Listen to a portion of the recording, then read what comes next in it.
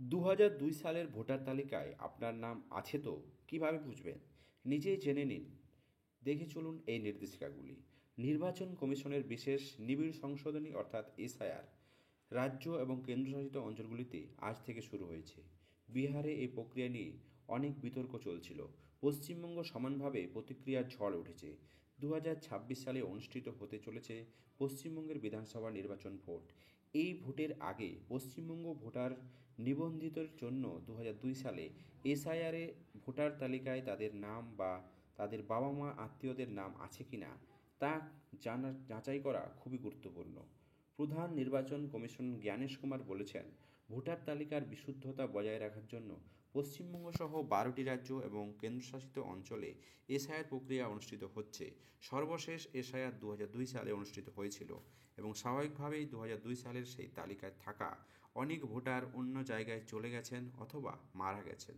২০০২ সালের অনুষ্ঠিত এই সর্বশেষ এসআইআর থেকে পশ্চিমবঙ্গের ভোটার তালিকায় নিজেদের নাম অথবা বাবা মা বা আত্মীয়দের নাম অবশ্যই অন্তর্ভুক্ত করতে হবে। এই প্রক্রিয়ায় পশ্চিমবঙ্গ ছাড়া আন্দামান নিকোবর দ্বীপপুঞ্জ, ছত্তিশগড়, গোয়া, গুজরাট, কেরালা, লাক্ষাদ্বীপ, মধ্যপ্রদেশ, পন্ডুচেরি, রাজস্থান, তামিলনাড়ু এবং উত্তরপ্রদেশেও অনুষ্ঠিত হচ্ছে। পশ্চিমবঙ্গে এসআইআরে নিজের নাম পরীক্ষা করতে হবে কীভাবে সেটা অবশ্যই দেখুন। প্রথমেই কিন্তু আপনাদের https://CEO/WBSTBENGL অর্থাৎ সিইও ওয়েস্ট বেঙ্গল www.gov.in ওয়েবসাইটে গিয়ে পপ আপটি সরিয়ে এসআইআর ২০০২ এর নির্বাচনী তালিকায় গিয়ে ক্লিক করুন। তারপরে ওখানে কোচবিহার থেকে বীরভূম পর্যন্ত পশ্চিমবঙ্গের ২০০২ সালে ভোটার তালিকায় ২১টি জেলায় একটি তালিকা দেখা যাবে, যেখানে জেলার নির্বাচনী নিজের নাম অথবা আপনার বাবা মা বা আত্মীয়দের নাম নিবন্ধিত ছিল সেই জেলার উপর ক্লিক করতে হবে। তারপর ভোটার কেন্দ্রের একটি তালিকা দেখা যাবে।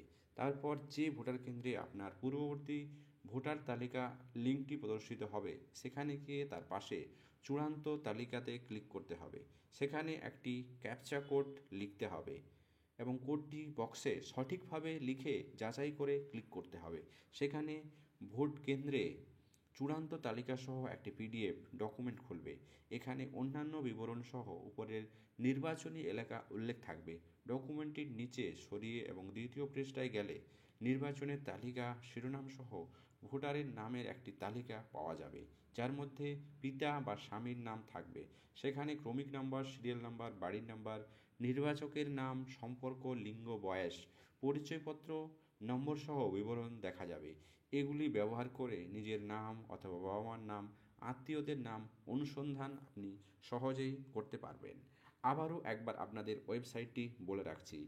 প্রথমেই http://CEO westbengal.wb.gov.in এই সাইটে কিন্তু আপনি ক্লিক করুন। তারপরে কিন্তু আপনার সঠিক পরিচয়পত্র সহ আপনার ডিটেলস পেয়ে যাবেন। অবশ্যই ভিডিওটি ভালো লাগলে চ্যানেলটি সাবস্ক্রাইব করুন, লাইক করুন এবং শেয়ার করুন।